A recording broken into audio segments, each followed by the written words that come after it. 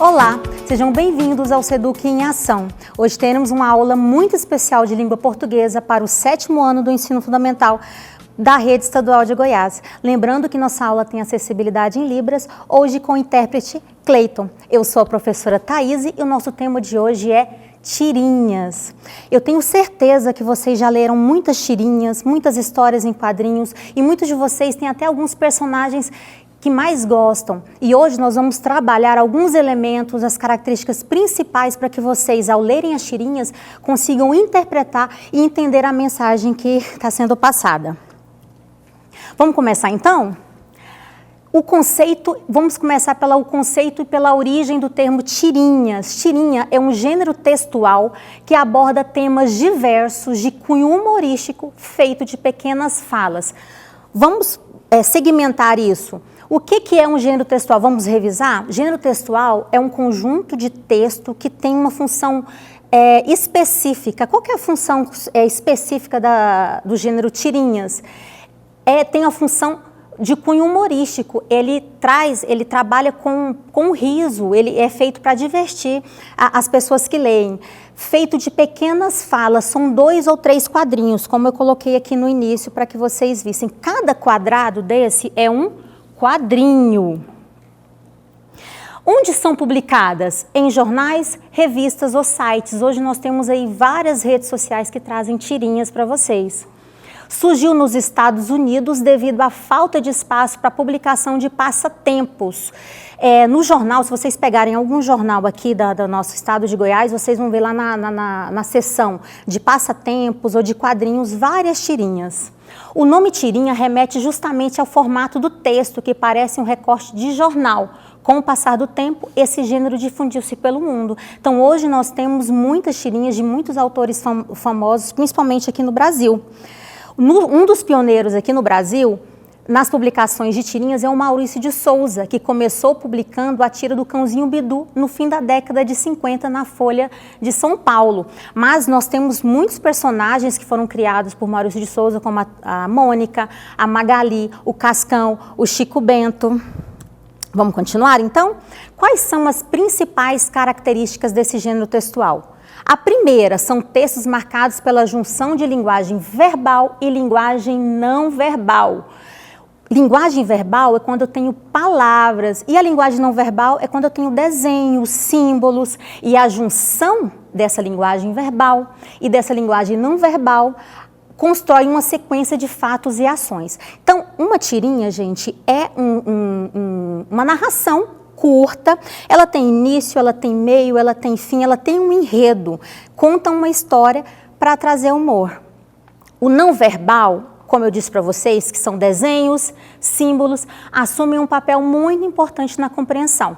Então, se eu entender o que está escrito junto com o que veio de desenho, vai trazer um melhor entendimento. É comum as tiras centrarem-se em um personagem principal, que estabelece uma relação com os outros personagens. Então, geralmente, eu tenho um personagem principal que vai contar uma história e tenho outros personagens que vão se relacionar nessa historinha. Para a realização de uma leitura eficiente, é preciso fazer uma associação entre escrita e desenho, considerando a intenção do autor. Todo autor, quando escreve, quando cria uma tirinha, ele tem uma intenção. E como que eu vou interpretar essa intenção? Pensando, lendo atentamente a fala e o desenho e juntando para poder fazer uma melhor interpretação. Para que eu crie estratégias de leitura e possa entender o que está escrito e desenhado, eu preciso aprender alguns elementos que são elementos fundamentais, importantes, que estão presentes nas tirinhas. O primeiro é enquanto as falas dos personagens, que são inseridas em balõezinhos. E a do narrador, quando vem, geralmente está em um retângulo na parte superior dos quadradinhos. Daqui a pouco eu vou mostrar alguns exemplos para vocês, vocês vão entender como que isso é feito. Olha aqui, cada balãozinho desse aqui, ele tem um formato. Então, quando, por exemplo, um personagem está gritando, geralmente vem esse balão com esse formato aqui, ó. Quando é só fala, é o balão com formato sem nenhum outro tipo de desenho. Às vezes eu tenho um símbolo, como por exemplo essa luz aqui, ó, quer dizer que ele teve uma ideia. Às vezes, aqui quando tem essa nota musical, quer dizer que o personagem está cantando. Quando tem essa cifra de dinheiro, que ele está pensando em dinheiro. Esse zum, zum, zum quer dizer que ele está com sono. Então, aqui, por exemplo, quer dizer que ele está imaginando, ele não está falando, o outro personagem não sabe. A gente sabe o que ele está falando pelo formato do balãozinho. Vamos continuar, então? Outro elemento muito importante que está presente na nossa tira são as onomatopeias. As falas acabam transmitindo sons pelo tamanho e tipo de letra utilizado e também pelo uso de onomatopeias e símbolos consagrados no contexto histórico no qual os leitores estão inseridos. O que é uma onomatopeia, esse nome grande? É uma figura de linguagem que reproduz fonemas ou palavras que imitam sons naturais, quer sejam de pessoas, quer sejam de animais ou coisas. Eu trouxe para vocês aqui vários exemplos de onomatopeias que estão muito presentes nas tirinhas. Quando, por exemplo, tem uma coisa quebrando, colocando esse barulho, ó, cras, imita o barulho realmente do que está quebrando.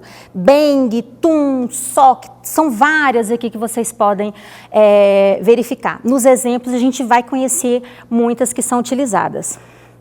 Vamos lá, vamos continuar? Outros elementos importantes que vão ajudá-los a estabelecer estratégias de leitura. Muitas vezes o que é falado na minha tirinha vem explícito, ou ele está implícito. Explícito é algo que você lê e entende na hora, não tem problema. Implícito é algo que vem subentendido.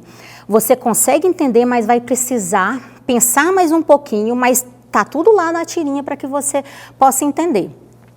Um dos recursos que são responsáveis por esse subentendido é o uso da ironia. Ironia significa dizer algo afirmando o contrário. Por exemplo, você marcou de se encontrar com seu colega de classe para estudar às 8 horas da manhã e ele chega às 10 horas da manhã. Aí você vira para ele e fala assim, chegou cedo, hein? Isso é ironia, você está sendo irônico. O que significa? Não significa que ele chegou cedo, senão ele teria chegado no horário combinado. Significa que ele está atrasado e você está sendo irônico com ele e falando que ele chegou cedo. A ironia é muito presente, então, nas tirinhas. Outro recurso muito presente é a ambiguidade. Ambiguidade é quando eu tenho uma palavra com duplo sentido. Às vezes ela tem um sentido para você, ela tem dois significados e aí o autor trabalha esse duplo sentido. Isso também traz humor para a tirinha. A ironia traz humor, a ambiguidade traz humor. Um outro elemento importante que tem muito a ver com o que eu acabei de dizer, que é a ambiguidade, é a conotação e a denotação. Tem muitas tirinhas nas quais as palavras são utilizadas de maneira denotativa. O que é denotativo? O que é uma palavra utilizada denotativamente? É utilizada no sentido literal. Vou ensinar para vocês, dar uma dica aqui que vocês não vão esquecer. Denotação começa com D, e dicionário também começa com D. Denotação são palavras utilizadas no sentido literal, palavras que estão no dicionário, o sentido do dicionário. E conotação já é o contrário, é aquela palavra utilizada no sentido figurado, não é o sentido literal. Daqui a pouco eu vou ver exemplos com vocês, se vocês vão entender tudo que eu estou explicando. Vamos lá? Os exemplos que eu acabei de dizer para vocês. Nós temos aqui uma tirinha muito famosa, de um personagem que eu tenho certeza que vocês adoram, que é o Cascão e o Cebolinha. Quais são as estratégias para uma boa leitura, para que você leia e entenda a mensagem que o autor quer passar? Primeiro, ler atentamente cada fala. Vocês vão perceber que em cada quadradinho existe uma fala, então tenho que ler atentamente todas as falas. Segundo, formato de cada balão, isso também vai me ajudar. Tenho que observar as características dos personagens. Assim eu vou conseguir identificar o humor, verificar se tem algo com o contexto que eu estou vivendo, se tem alguma palavra usada no sentido conotativo ou denotativo, se existe uma variedade linguística também utilizada. São várias estratégias de leitura. Então vamos ler aqui a tirinha que vocês vão entender. O Cascão está aqui e aí ele ouve alguém falando, socorro, Cascão, socorro. Nesse quadrinho, não dá para perceber que é o Cebolinha não aparece, mas eu consigo saber que é ele pedindo socorro. Por quê? Porque quem é fã das histórias em quadrinhos do Maurício de Souza sabe que o personagem Cebolinha troca o quê? O R pelo L. Então, quando ele fala Socorro, eu já sei. É uma informação implícita, mas eu consigo saber por causa da troca do R pelo L. Então, Socorro, Cascão, Socorro. Eu não sei nadar, faça alguma coisa. Ele está pedindo para o Cascão salvá-lo. E aí, o que o Cascão faz? Ele começa a rezar. Aqui na tirinha há uma quebra de expectativa. O que o Cebolinha queria? Onde que reside o humor aqui nessa tira? O Cebolinha queria que o Cascão pulasse no rio para salvá-lo, porque o Cascão, para quem já conhece as histórias, sabe que o Cascão ele não gosta de tomar banho. Só que o que ele faz? Ele não pula, ele começa a rezar. E aí o Cebolinha, a expressão do Cebolinha, nem assim, nem para me ajudar ele vai pular. Vamos para uma próxima? A gente tem também uma outra tira aqui, que tem o Cascão pedindo socorro, socorro, socorro. Olha aqui o uso da onomatopeia, cabrum. Isso aqui está imitando o barulho do quê? Do trovão, quer dizer que vai chover. E aí o Cascão começa a ficar desesperado. E o Cebolinha, a gente imagina que ele vai puxar o Cascão, mas começa a chover, como que ele puxa o Cascão? Então ele dá um guarda-chuva e o Cascão, muito obrigado. O Cascão não quer nem saber se ele vai cair, ele tá preocupado se ele vai se molhar. Aqui a gente tem uma outra tirinha também, que tem a utilização da onomatopeia, mas com um personagem diferente, que é a Magali. Qual é, que é a característica principal da Magali? Ela adora comer, a coisa que ela mais gosta de fazer na vida é comer.